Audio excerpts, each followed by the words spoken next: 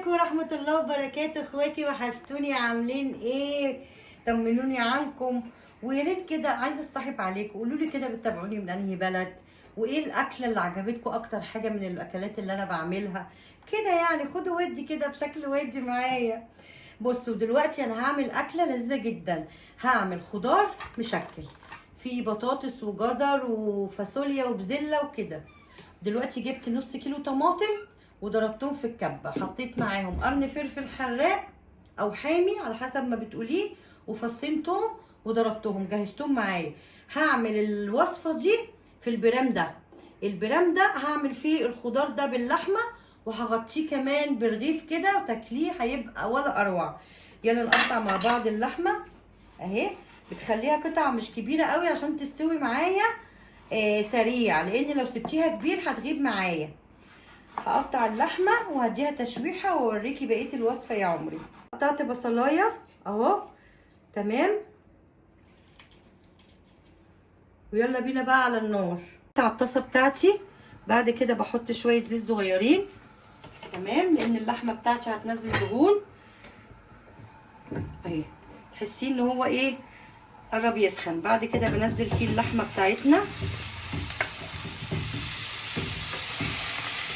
دي تشويحه على الجنبين زي ما انت شايفه كده تمام. وبعد كده هنزل البصل بتاعي. البصل عليها بعد ما بقى لونها كده، بصي شايفه اللون كلها لون بعض، ده لون التشويح بتاعها تمام. وبسيب بقى البصل معاها كده. بصي شوحت كده شويه، بنزل عليها بالبهارات. دي عباره عن ايه؟ ده سكر مش ملح، وده ورق لورا او غار وفلفل اسمر وهيل بس. ايه لازمه السكر؟ يسرع تسويه اللحمه ويكرملها ويخليها مسكره وجميله.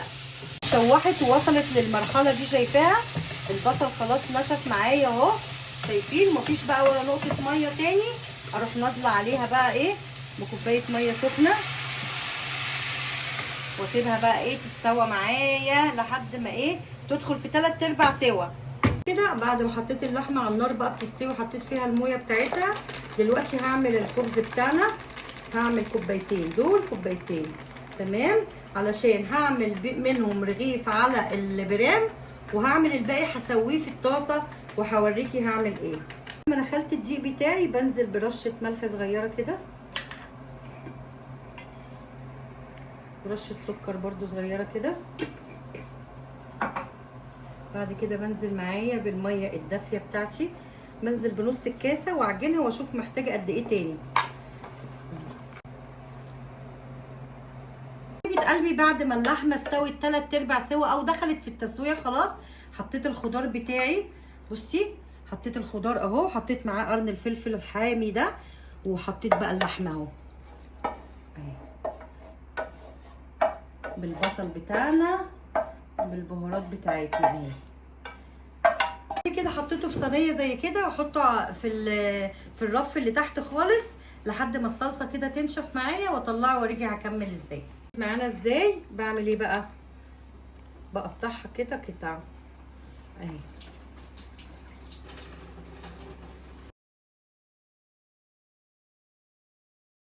قلبي بقى تعالي نشوفوا الحلويات والجمال.